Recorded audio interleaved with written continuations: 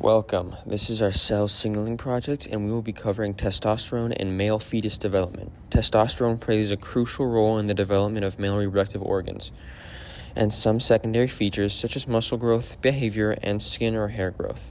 Around 7 to 8 weeks of gestation or time from conceiving, the testes development is stimulated by the SRY gene, which is the gene that determines your sex. After the testes are able to produce testosterone, this is where our cell signaling pathway begins. The testes produce testosterone in response to HCG from the placenta, making HCG a stimulus. The resulting testosterone is used in the development of many types of cells in fetal development by creating a complex with androgen receptors and activating or deactivating genes to produce proteins needed for male reproductive development.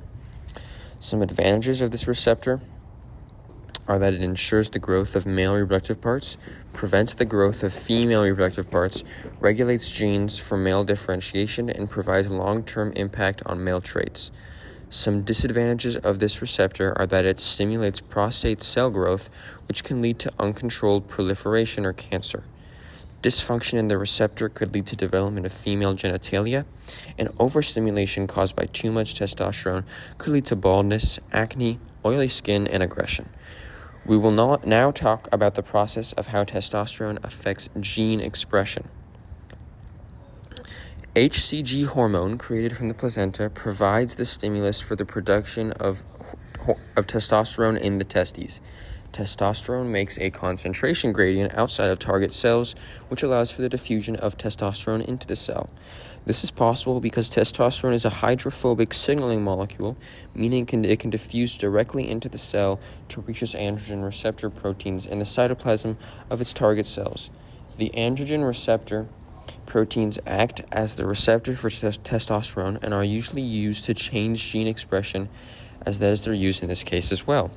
They form an androgen receptor complex when bound together. The receptor then travels to the nucleus for the next part of the pathway. After the receptor travels to the nucleus, it binds to specific DNA sequences called androgen response elements, or AREs. Bound to the DNA, it then recruits co-activator or co-repressor proteins to enhance or repress transcription.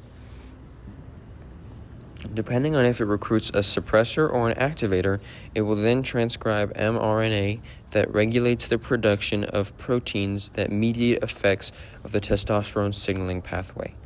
The cycle is terminated by negative feedback with the pituitary gland. A high amount of testosterone signals the pituitary gland to stop producing HCG, which stops the testes from producing testosterone.